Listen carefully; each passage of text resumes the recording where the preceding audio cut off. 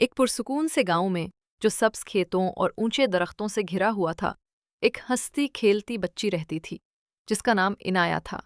उसके बाल दो चूटियां बने रहते, जिन पर लाल रबन बंधे होते। वो हमेशा रंग बिरंगे कपड़े पहनती और अपनी दादी के साथ काम करते हुए गुनगुनाती रहती। एक रोशन धूप वाली सुबह इनाया खेतों से ताज़ा सब्जियां लेकर लौट रही थी। उसके हाथ में टोकरी भरी हुई थी।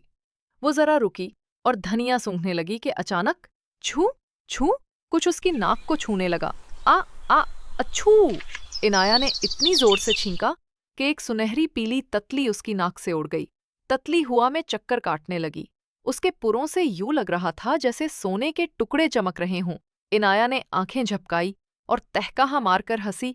अच्छा, ये तो तुम थी शरारती, उसने कहा, और फौरन अपनी टोकरी नीचे रखकर ततली के पीछे दौड़ पड़ी। ततली तो जैसे खेलने के मूड में थी।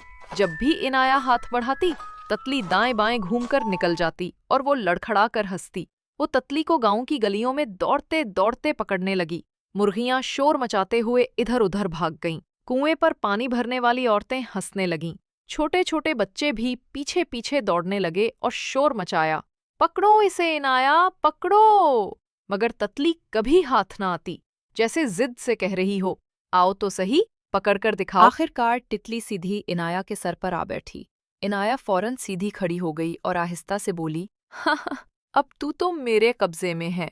गांव के बच्चे हंसने लगे। उसकी चूटियां दिखाकर कहने लगे, देखो, तितली का ताज बन गया।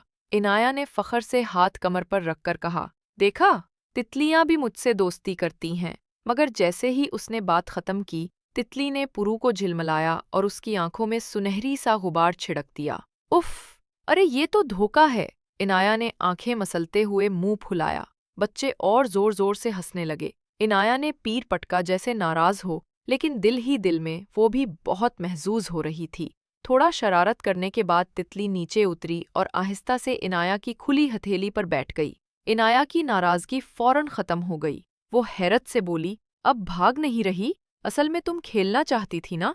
तितली ने अपने पर हल्के से हिलाए जैसे हाँ में जवाब दिया हो। इस लम्हे इनाया को लगा कि उसे एक नन्ही सी दोस्त मिल गई है। उस दिन के बाद तितली हमेशा इनाया के साथ रहने लगी।